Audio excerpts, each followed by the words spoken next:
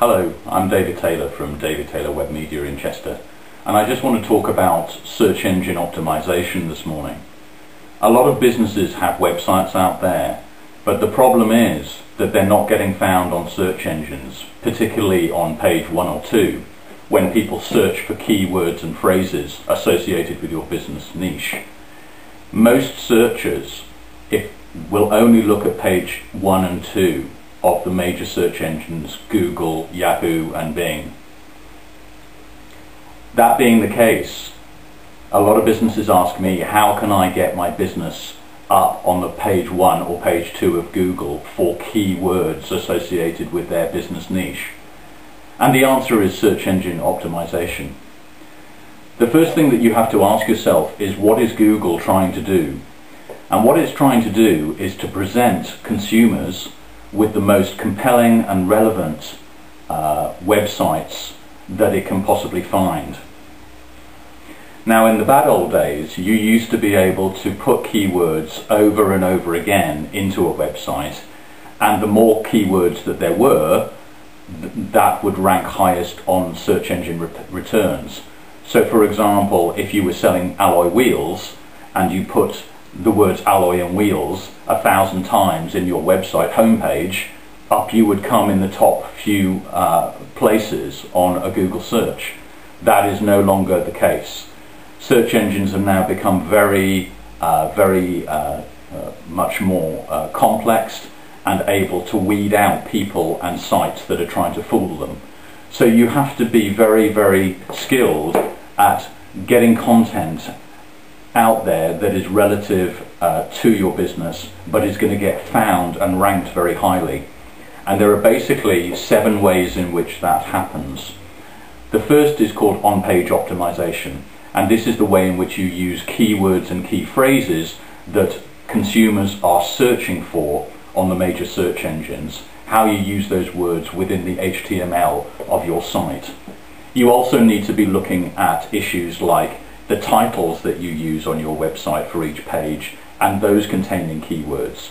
Your meta description on your pages needs to have keywords in them. And also heading tags, H tags, those need to be around the keywords and phrases that you want to be found for. So that's a very brief overview of how search engine optimization works on your actual web pages. But now we've got an even more important, in some ways, area, and that is called off-page search engine optimization. And that is all of the things that happen away from your website that allow Google to think that your website is really a top site for these key phrases and search words that people are using. Again, this takes the course of several areas, and the first I'll talk about is video. Video is becoming incredibly potent at getting search engines to rank your website highly.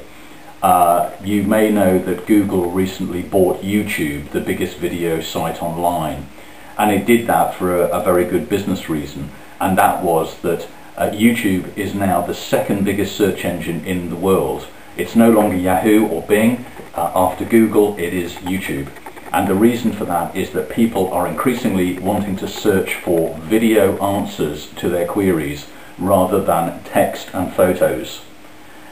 That being the case, Google is ranking video, particularly good quality video, that is compelling and relevant content. It is ranking it very highly, and you will see, if you use the keywords correctly in setting up your video, that Google will present your video in the top page or 2 pages for a search return. The next area is social media. Social media are sites like Dig and Delicious. What social media is about consumers rating web pages across the internet as being good, very good, or excellent for certain types of issue or subject. For example, alloy wheels. If somebody comes across a great site about alloy wheels, they can press their social bookmarking tag on their web browser, and that will give it a vote. And the more people who vote for that page or for that site, the more that Google and the other search engines consider it to be an authority about that subject. So when you're doing search engine optimization, you need to concentrate on building social bookmarks that are linked to your site.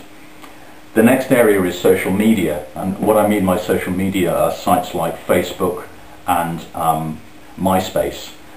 Those in themselves are about engaging with people who are interested in your business topic.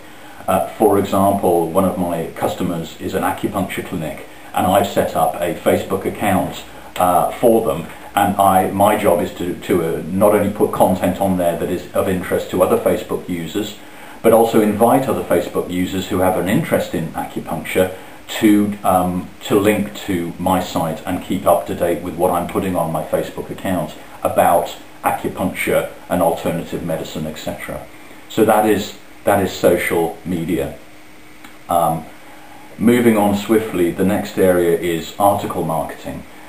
This is about creating an authority for your subject across the internet. And you do that by creating articles. They don't have to be long, they don't have to be essays, they can be one paragraph. It can be just a measured response to a current news story about your business subject. And again, in the case of acupuncture, what I do is I will search for news stories about acupuncture, and then I will ask my client to respond to those news stories in the form of a short article. I will then distribute that article across the internet, and the search engines will pick up those stories and the backlinks to my website, and it will help to build what's called an authority presence for the business niche of acupuncture relative to my client and their website. So that's article marketing. Last but one area is blogs and microblogging.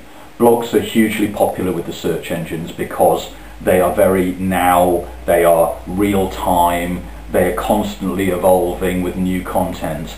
And if you can get either a blog of your own going, which I would recommend to any business, plus commenting on other blogs that happen to be in your business niche, that is going to score you big points with Google and the other search engines. Microblogging is about the likes of Twitter. Twitter is a microblogging site where you can put short phrases about what you are doing at this time into Twitter, and you can get people who are interested in your subject, rather like I said about Facebook, you can get people to follow you and to follow what you are microblogging on a daily and weekly basis. Again, the search engines love microblogging, and they will give you big brownie points if you have a compelling and relevant microblog. The last area is directories and RSS.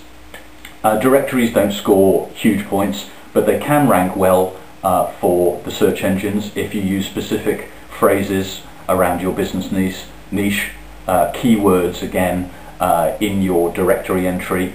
Freeindex.co.uk is one that I use, and you can come up in page 1 and 2 for a Google search around those keywords. Why? Because Freeindex is a huge site, and as such it gets a lot of significance for the search engines. Finally, RSS, really simple syndication. That is just about the way in which you get people to subscribe to your website, and every time content changes on your website they get a little prompt that says there's new information on your business subject there.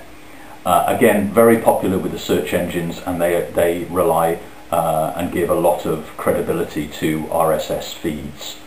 So very quickly, in less than 5 minutes, I've given you an overview of the key approach to advanced search engine optimization for businesses, and I hope that's been of interest to you. If you'd like to know more, please contact me at contact@davidtaylorwebmedia.com, or look at my website for further information, www.davidtaylorwebmedia.com. Thanks very much. Goodbye.